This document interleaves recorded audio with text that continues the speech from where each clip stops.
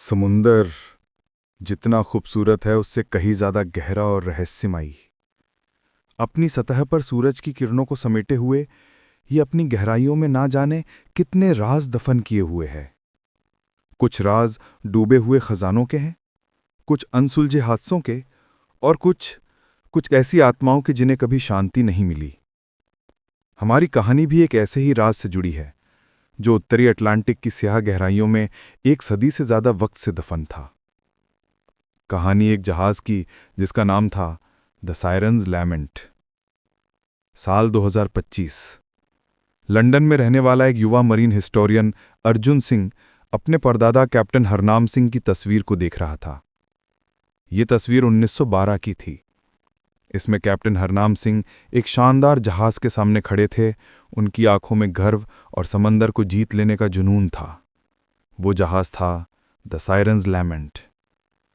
The sirens lament British east India company के लिए बनाया गया एक आलीशान कार्गो शिप था, अपनी बनावट और रफ्तार के लिए मशहूर। लेकिन अपनी पहली ही यात्रा पर लंदन से न्यूयॉर्क जाते हुए बरमूडा ट्रायंगल के पास वो रहस्यमयी तरीके से गायब हो गया। ना कोई मलबा मिला, ना कोई सुराग। 258 क्रू मेंबर्स और कैप्टन हरनाम सिंह समंदर में हमेशा के लिए खो गए। अर्जुन के लिए यह सिर्फ इतिहास का एक पन्ना नहीं था, बल्कि एक पारिवारिक त्रासदी थी। उसके घर में आज भी परदादा का एक पुराना संदूक था जिसमें उनकी एक अधूरी डायरी और कुछ खत थे। डायरी के आखिरी पन्ने पर लिखा था, समंदर आज कुछ बेचैन है। हवा में एक अजीब सी उदासी है, जैसे कोई रो रहा हो। लगता है जैसे कोई औरत लोरी गा रही है। इस एक लाइन ने अर्जुन को सालों से सोने नहीं दिया था।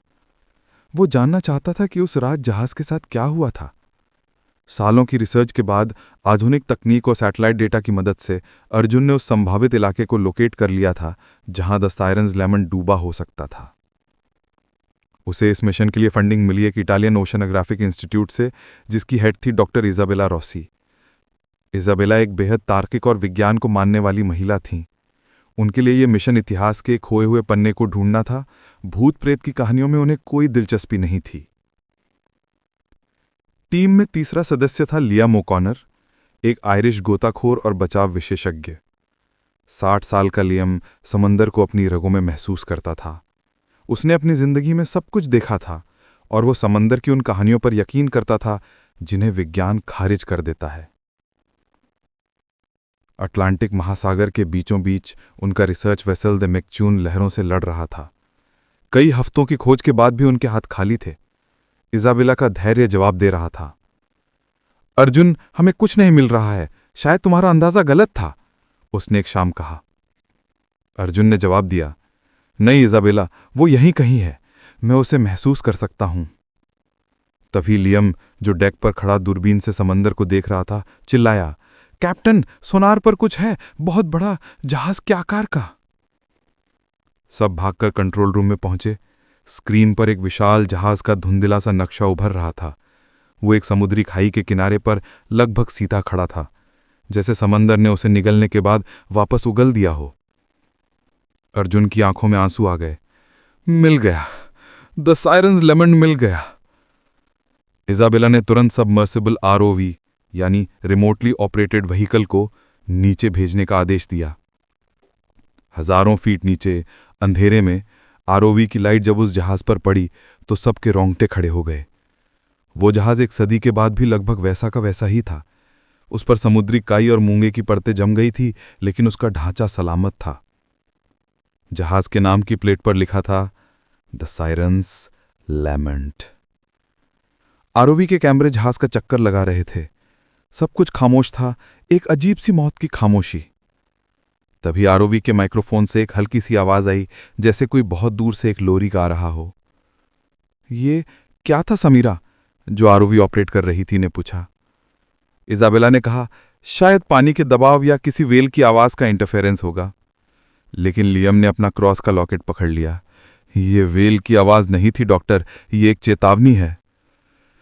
अगले दिन अर्जुन, इजाबेला और लियम ने खुद डाइव करने का फैसला किया। गहरे पानी में उतरते हुए अंधेरा घना होता जा रहा था और फिर उनकी टॉर्च की रोशनी में वो विशाल जहाज किसी सोते हुए दैत्य की तरह नजर आया। वो उसकी भव्यता और भयानक खामोशी देखकर दंग रह गए। उन्होंने जहाज के अंदर जाने का रास्ता खोजा। अंदर का माहौल और भी ज्यादा डरावना था। सब कुछ अपनी जगह पर था, जैसे क्रू मेंबर्स अभी अभी कहीं उठकर गए हों। डाइनिंग हॉल में प्लेटें लगी थी, केबिन में बिस्तर बने थे। हवा में एक असहनीय ठंडक और उदासी थी। ऐसा लग रहा था जैसे जहाज की दीवारों ने उस रात की चीखों को सोख लिया हो। इजाबेला हर चीज की वैज्ञानिक जांच कर रही थी, लेकिन वो भी उस अजीब एहसास से बच नहीं पा रही थी। उसे लग रहा था जैसे कोई उन्हें देख रहा है। अर्जुन सीधे कैप्टन के केबिन की ओर बढ़ा। दरवाजा जाम था। लियम की मदद से उसने दरवाजा तोड़ा। अंदर सब कुछ बिखरा पड़ा था। मेज पर कैप्टन हरनाम सिंह की डायरी खुली थी, उसके पन्ने पानी से गल चुके थे। डायरी के पास ही एक छोटा सा लॉकेट था। अर्जुन ने कांपते हाथों से लॉकेट खोला। एक तरफ उसके परदादा की और दूसरी तरफ एक खूबसूरत औरत और एक छोटे बच्चे की तस्वीर थी। ये उसके परदादी एलारा और उसका बेटा आरव थे।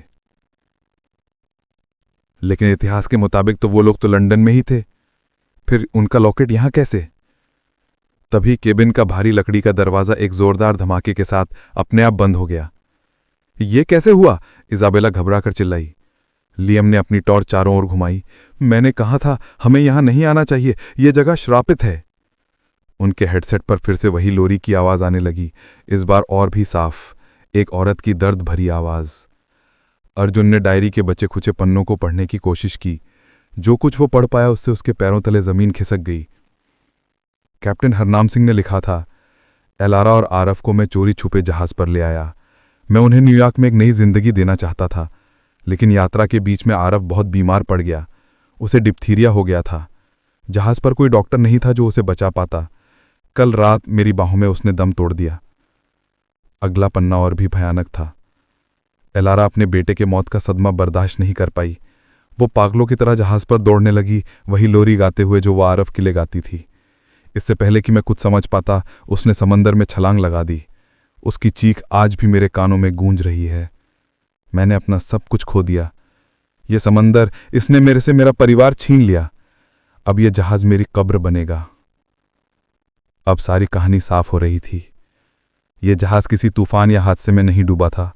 कैप्टन ने अपने परिवार को खोने के बाद दुख और अपराध बोध में शायद खुद ही इसे डुबो दिया था। जैसे ही अर्जुन ने यह राज पढ़ा, केबिन में तापमान अचानक गिर गया। उन्हें अपने सामने एक धुंधली सी आकृति बनते हुए दिखाई दी। एक औरत सफेद गाउन पहने हुए, उसके बाल हवा में तैर रहे थे। उसका चेहरा दुख और गुस्से से भरा हुआ था। वो एलेरा की आत्मा थी। वो अपनी बाहों को ऐसे फैलाए हुए थी जैसे किसी बच्चे को गोद में लिए हो, और उसके मुंह से वही दर्द भरी लोरी निकल रही थी। इजाबेला डर के मारे हिल भी नहीं पा रही थी। विज्ञान के सारे नियम उस एक पल में ध्वस्त हो गए थे। लियम प्रार्थना करने लगा। एलारा की आत्मा की नजर अर्जुन के हाथ में मौजूद लॉकेट पर पड़ी। उसकी आंखों में गुस्सा और बढ़ गया। उसे लगा कि ये लोग उसके बच्चे की आखिरी निशानी छीनने आए हैं। जहाज की चीजें हवा में उड़ने लगी। लोहे की चेनों के घिसने की आवाजें आने लगी, जैसे पूरा जहाज जाग गया हो। अर्जुन को समझ आ गया कि अगर वो यहां से नहीं निकले तो वो भी इस जहाज का हिस्सा बनकर रह जाएंगे। उसने हिम्मत की और बोला, हम यहां कुछ लेने नहीं आए हैं। मैं हरनाम सिंह का परपोता हूं। मैं बस सच जानना चाहता था। उसने लॉकेट को धीरे से मेज पर वापस रख दिया। ये आपका है, हमेशा आपका ही रहेगा। हमें जाने दीजिए। एक पल के लिए लगा जैसे एलेरा की आत्मा शांत हो गई। उसकी आंखों का गुस्सा कम हुआ, उसमें सिर्फ दर्द बचा था। लेकिन फिर जहाज जोर से कांपा।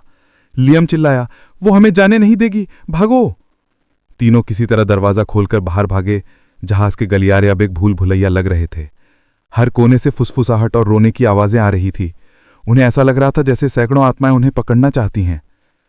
वो भागते भागते डेक पर पहुंचे और जितनी तेजी से हो सकता था पानी की सतह की ओर बढ़ने लगे। जब उन्होंने आखिरी बार नीचे मुड़कर देखा तो जहाज के एक पोर्टहोल से एलेरा का चेहरा उन्हें घूर रहा था। उसकी आंखों में नफरत नहीं, बल्कि एक गहरी, कभी ना खत्म होने वाली उदासी थी। सतह पर पहुंचकर द नेपच्यून पर वापस आकर उन्होंने राहत की सांस ली। वो जिंदा थे, लेकिन वो अंदर से बदल चुके थे। इजाबेला खामोशी से डेक पर खड़ी समंदर को देख रही थी। उसके पास कोई वैज्ञानिक तर्क नहीं था जो ये बता सके कि नीचे क्या हुआ था। उसने बस इतना कहा, कुछ चीजें ऐसी होती हैं जिन्हें विज्ञान की किताबों में नहीं ढूंढना चाहिए। लियम ने कहा, समंदर अपने राज किसी को नहीं बताता, और जिन्हें बताता है उन्हें कभी पहले जैसा रहने नहीं देता। अर्जुन अपने परदादा की तस्वीर देख रहा था। उसे अब जवाब मिल गया था। उसके परदादा कुल भगोड़े नहीं थे, बल्कि एक टूटे हुए इंसान थे जिन्होंने अपने परिवार को एक ही रात में खो दिया था। उसे नफरत की जगह अब उन पर तरस आ रहा था। उसने अपने परिवार की उस दुखद कहानी को समझ लिया था। उसने उस लॉकेट और डायरी को हमेशा के लिए उसी जहाज में छोड़ दिया था। वो राज उसी जहाज का था और उसे वहीं दफन रहना चाहिए था। द सायरन्स लैमेंट आज भी अटलांटिक की गहराइयों में खड़ा है, एक माँ के कभी न खत्म होने वाले दुख और एक परिवार की अधूरी कहानी का गवाह बनकर। और शायद आज भी जब समंदर में तूफान आता है तो लहरों के शोर में एक दर्द भरी लोरी सुनाई देती है, एक माँ का विलाप जो सदियों तक गूंजता रहेगा।